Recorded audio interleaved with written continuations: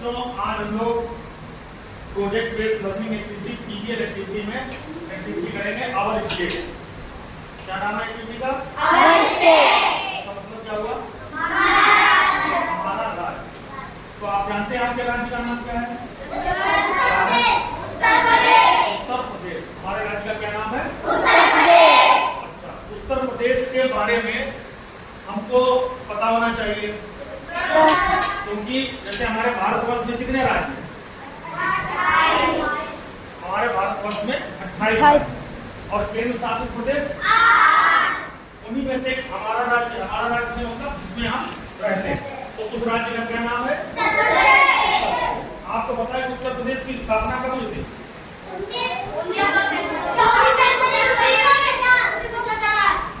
उत्तर प्रदेश की स्थापना दिवस स्थापना हुई थी 24 जनवरी 1950। कब हुई? 1950।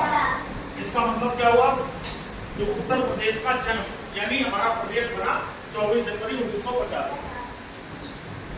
उसके बाद अब दूसरी चीज आती है, उत्तर प्रदेश की राजधानी क्या है? उत्तर प्रदेश की राजधानी है लखनऊ। और फिर उसके बाद में उत्तर प्रदेश से संबंधित और भी चीजें हैं, जैसे उत्तर प्रदेश में कितने जिले? 75 जिले। मंडल कितने हैं?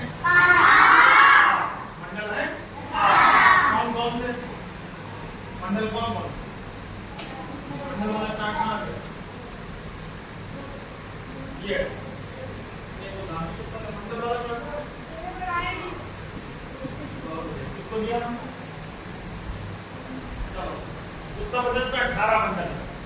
तो सबसे पहले हमारे लिए जानना जरूरी है कि हमारा जो जिला है वो क्या है? शाहजहांपुर। तहसील ब्लॉक मंडल हमारा बरेली मंडल। तो इस प्रकार से उत्तर प्रदेश के बारे में जानेंगे। अब उत्तर प्रदेश में जानने के लिए और क्या क्या है? तो उत्तर प्रदेश में जानने के लिए सबसे पहले जैसे हमने एक चार्ट बनाया तो उसमें लिखा उत्तर प्रदेश में प्रमुख, जैसे उत्तर प्रदेश का क्या है? मानचित्र, मैप, उत्तर प्रदेश का मैप। तो उत्तर प्रदेश में क्या क्या है? हमारी सीमाएं, जैसे उत्तर प्रदेश है तो उत्तर प्रदेश में इधर की तरफ क्या है? नेपाल। उत्तर की तरफ क्या है? नेपाल। तो नेपाल की सीमा उत्तर प्रदेश से मिलती है। फिर इधर क्या है? उत्तराखंड है, उत्तराखंड जानते होंगे।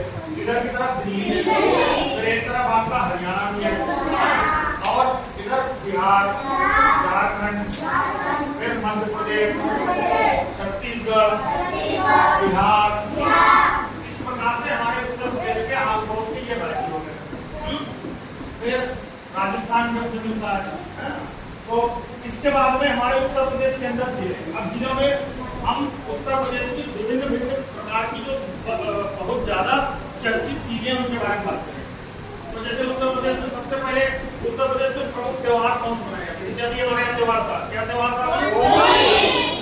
तो हमारे उत्तर प्रदेश में कौन कौन से त्योहार मनाए जाते हैं?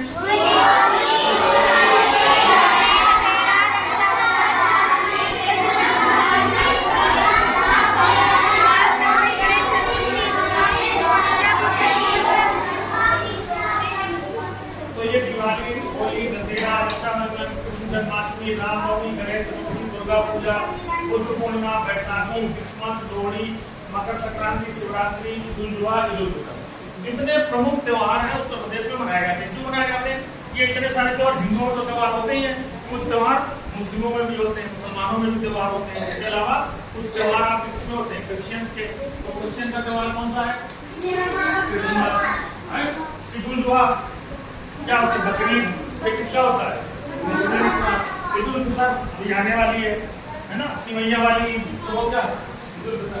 तो ये तो हमारे उत्तर प्रदेश के त्योहार हो गए। उत्तर प्रदेश के ये जिले लिखे हैं तो इनको आप याद कर सकते हैं। फिर उत्तर प्रदेश का प्रथम स्थान किन किन चीजों में? जैसे उत्तर प्रदेश कृषि की बात करें तो कृषि की बात करें तो गेहूं, गन्ना, आलू, हरी मटर। गेहूं, गन्ना, आलू, हरी मटर, इसमें उत्तर प्रदेश का प्रथम स्थान क्या है? प्रथम स्थान। इसका मतलब क्या हुआ? इसका मतलब ये हुआ कि पूरे देश में सबसे ज्यादा उत्पादन कहाँ होता है? उत्तर प्रदेश। उसके बाद जैसे फल, तो फल में कौन से? जैसे आम, आंवला, इनमें हमारा पहला स्थान, प्रथम स्थान। फिर दूध उत्पादन में हमारा प्रथम स्थान, चीनी उत्पादन में उत्तर प्रदेश का प्रथम स्थान, कालीन बनाने में उत्तर प्रदेश का प्रथम स्थान। अच्छा, उत्तर प्रदेश में कालीन बनाई जाती है वो सबसे प्रमुख जिला कौन सा है? मिर्जापुर, भदोही। ये जगह में सबसे ज्यादा कालीन उद्योग है। कालीन जानते हो? कारपेट जो बिछाई जाती है, दरी चटाई वो बनती है, यहाँ पे कालीन बनती है। फिर अब जनसंख्या, उत्तर प्रदेश नंबर 1 जनसंख्या में सबसे अधिक जनसंख्या हमारी है, लगभग 24 करोड़ के आसपास। और सबसे ज्यादा रेल नेटवर्क का मतलब रेलवे लाइन सबसे बड़ी कहाँ है? उत्तर प्रदेश। सबसे ज्यादा लंबी रेलवे लाइन नेटवर्क है उत्तर प्रदेश में, और लगभग है आपका 9000 किलोमीटर। 9000 किलोमीटर रेलवे लाइन अकेले उत्तर प्रदेश में। इसके बाद सड़क नेटवर्क, सड़कों का जाल, तो हमारे यहाँ सड़कें बनी, तो हमारे यहाँ सड़कों की लंबाई लगभग है 12,292 किलोमीटर जो सड़कें बनी है। तो इतना लंबा हमारा प्रथम स्थान है। तो ये तो हो गया उत्तर प्रदेश का प्रथम स्थान, किन चीजों का प्रथम स्थान है। फिर उत्तर प्रदेश में कौन कौन से परिधान पहने जाते हैं? परिधान का मतलब कपड़े। तो हमारे यहाँ मुख्य परिधान जो है, तो महिलाओं वाले से क्या पहनती महिला?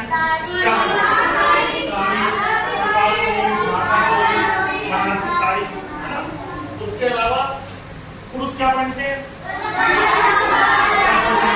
धोती, कुर्ता, शेरवानी, चिकन के कपड़े, ये सब पहनते हैं।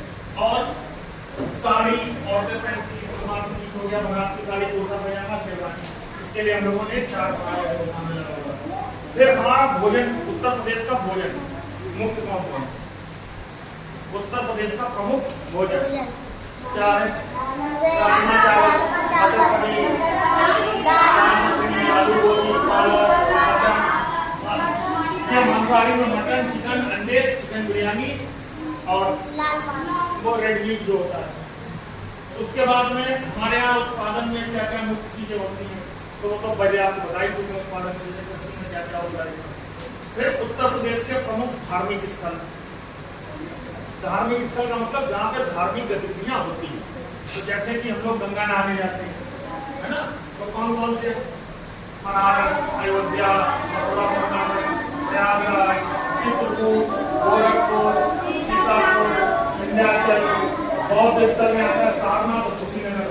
मुस्लिम धार्मिक स्थल में पढ़ा इमामबाड़ा और जामा मस्जिद।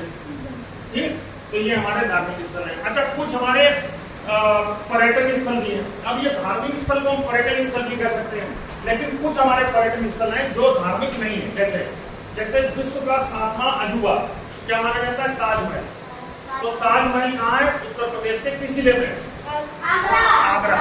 तो आगरा में हमारा ताजमहल है, जिसको कि देखने दुनिया भर से टूरिस्ट आते हैं, और उसको कहते हैं दुनिया का 7वां अजूबा, 7th wonder of the world. तो उसको हम ये मानते हैं। उसके अलावा उत्तर प्रदेश में कौन कौन से मेले लगते हैं? कौन कौन से मेले? सबसे पहले कुंभ मेला। कुंभ मेला कहाँ लगता है?